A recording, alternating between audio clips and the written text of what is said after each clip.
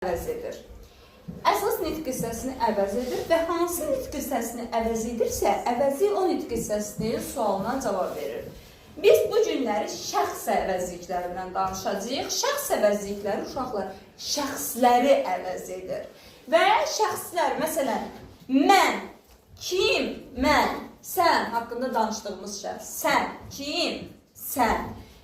Dedik ki, şəxs əvəzlikləri şəxsi və ya şəxslər əvəz edir. Şəxs deyəndə bir nəfər nəzərdə tutulur, şəxslər deyəndə isə bir neçə nəfər. Ona görə də şəxs əvəzlikləri təkdə və ya cəmdə olur. 3 dənə şəxs əvəzliyi var. Birinci şəxsin təkində mən, kim, mən. Hansı nitq hissəsini sualacaq? İsim. Deməli, mən əvəzliyik hansı nitq hissəsini əvəz edir? İsmi əvəz edir. Birinci şəxsin cəmi isə mən haqqında, özüm haqqında danışıram. Düzdürmü? Mən.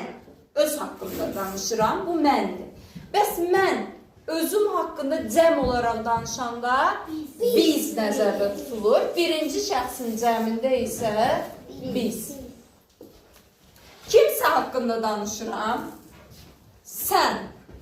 Kiməsə müraciət edirəm daha doğrusu. Müraciət bildirən şəxs əvəzliyi isə ikinci şəxsin təkində olur. Deyirəm sən. Kim? Sən. Və ya necə deyə bilərəm? Səni cəmləndirirəm. Siz. Müraciət olunur. Buradadır. Sən və siz müraciət bildirən şəxs əvəzlikləridir. Təkdə olanda sən, cəmdə olanda isə siz.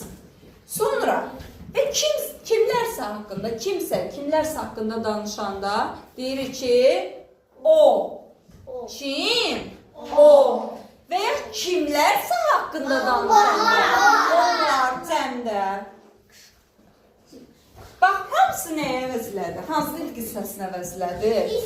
İsmi əvəzlədir. Düzdürmü? Haqqında danışdığımız şəxs özüm olarsa, birinci şəxsin təkində mən. Yox, özümüz haqqında danışıramsa, cəm şəklində birinci şəxsin cəmində biz. Müraciət elədiyim şəxs olarsa, birinci şəxsin təkində sən. Müraciət elədiyim şəxslər olarsa, ikinci şəxsin cəmində siz. Haqqında danışdığım kimlərsə olarsa, üçüncü şəxsin təkində o. Kimlərsə olarsa, üçüncü şəxsin təkində onlar. Aydın oldu uşaqlar. Ən asan nitq hissələrindən biridir və əvəzliyin də ən asan